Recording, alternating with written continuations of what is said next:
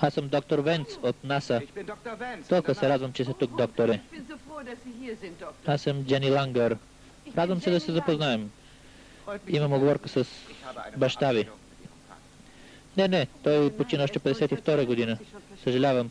Тогава сигурно трябва да се срещна с съпруга ви. Аз нямам съпруг. Това вече не ме кара да съжалявам. Тогава сигурно с брат ви? Не. Брат ми е вътрешен декоратор. Знаете ли, доктор Енц, страхувам се, че имате оговорена среща с мен. Аз съм доктор Джени Лангър. И трябва да обсъдим един много важен проблем. Да, това е вярно. Бил ли сте вече тук? Не, но е прекрасно. Тази зеленина, дърветата. Аз много обичам растенията, знаете ли? Знаете ли кое ние в НАСА? Какво?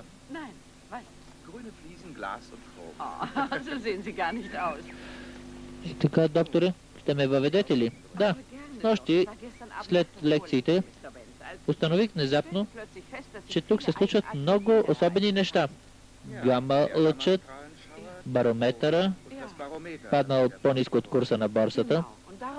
И след това отправих спешна молба към НАСА. Откровено казано, аз съм обезпокоена. Честно казано, докторе, ще оправим всичко.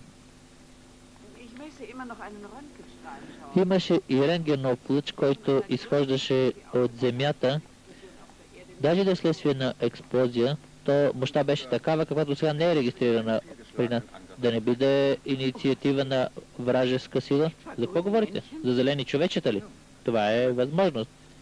Може да е било обект от рода на метеоритите, но надали ракета. Един метеорит ще да предизвика голяма експлозия. А може би е имало експлозия.